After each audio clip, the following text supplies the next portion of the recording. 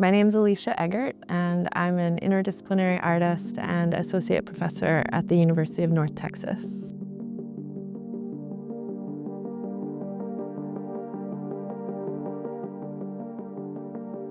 I read a lot for inspiration, so I'm constantly reading books about time because that's my primary interest as an artist, and language is my primary sculptural material.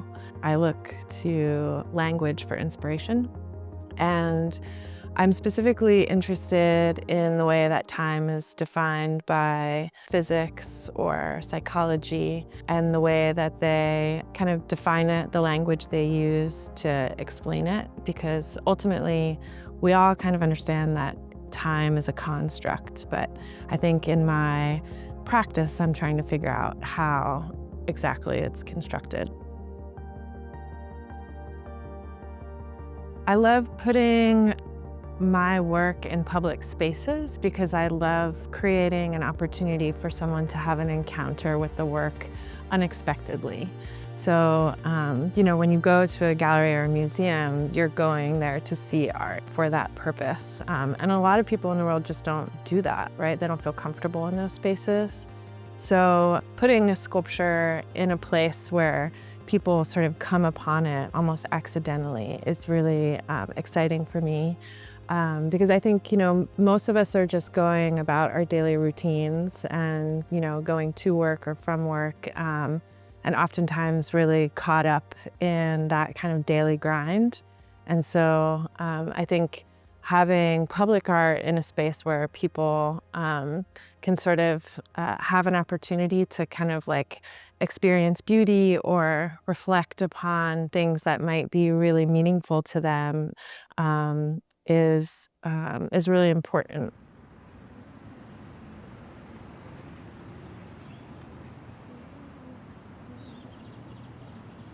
So I've been working on a project involving alarm clocks, like old alarm clocks that you find at a thrift store now because people just use their phones more often than not these days, right? So I'm doing a project that will involve 720 alarm clocks so that I can have one clock displaying each minute between 12 and 12, because there are 720 minutes in total. So the idea is to do an installation where you can kind of be surrounded by all the time, or in the middle of all the time.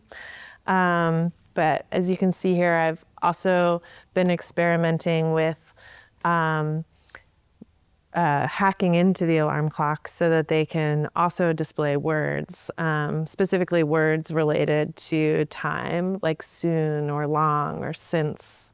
I work with an electrical engineer who lives in Houston, and he's been helping make little electronics for me, but I essentially have to open the existing alarm clocks and take out some of their guts and then replace them with the new electronics so they can do what I need them to do.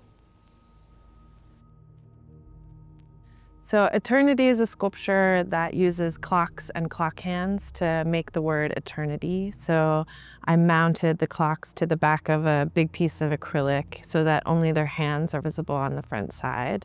And I aligned all of those hands to make the word eternity.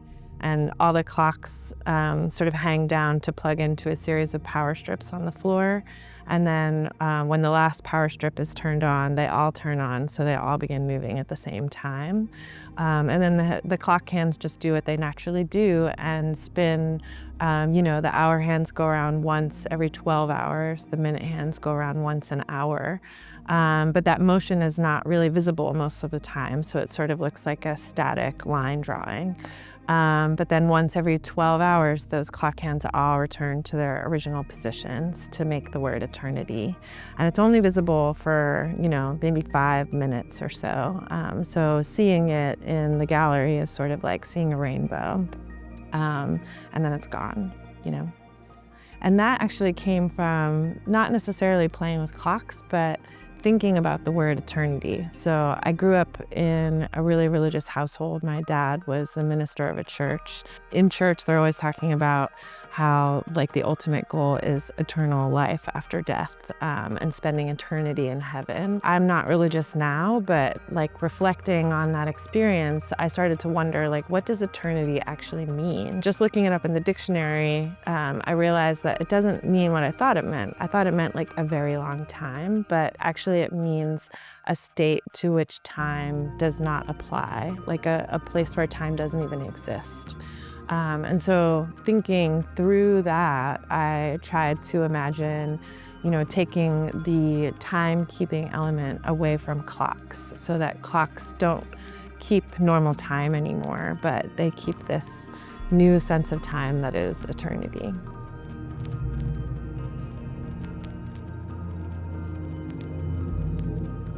I come up with the idea for a project and then I do whatever is required to bring it to life. So with every project, I'm usually like learning a new skill and doing something I've never done before, like take apart alarm clocks, So it's fun because I'm always essentially learning something new, which is part of the fun of it, Yeah, oftentimes, especially because some of the projects that I want to do are pretty large scale because,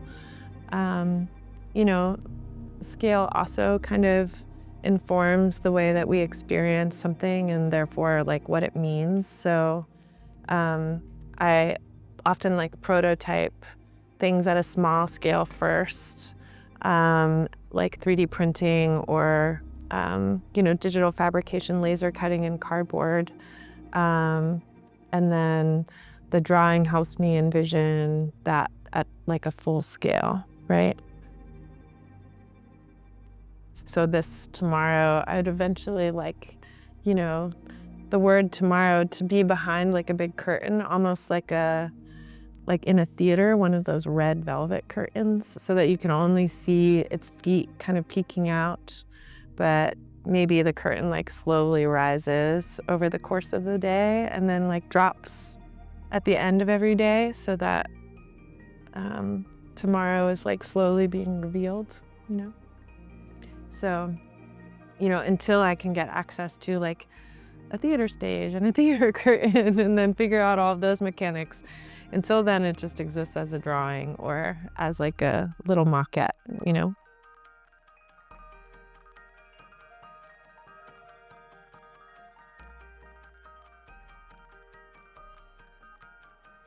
One of my favorite projects I've ever done is I put the word forever on an island in Maine so that it could appear and disappear in the fog. I did an artist residency up in Eastport where my studio faced the water, and on a clear day, I felt like I could see forever, out into the distance, all the islands and the ocean. And then on some days, the fog would roll in off of the ocean and sort of envelop everything so that it felt like there was a white wall that was blocking my view. And I loved watching the landscape sort of appear and disappear in the fog. And I wanted to kind of bring that saying that we're all familiar with, on a clear day you can see forever, like into existence. And so I imagined, putting the word forever on an island so that, it got erased by the fog. And it started out as a really simple idea, as like a lot of my work does. And then, the fun is like the challenge of, okay, how do you actually make that real, So I had to work with someone local in that area who helped me scout locations because, it's a simple idea to put a large word on an island, but to actually find the island and get the permissions was a big challenge. And then we found an island that was owned by an individual who would let us do the project, but then we had to figure out how to actually get all the materials to it. And I ended up working with a lobster boat captain to transport all of the materials to that island. And then a lot of volunteers helping carry everything up to the top of the hill. Ultimately, I made a sign that was 50 feet wide and 15 feet tall so that you could see it from the closest town of Lubec.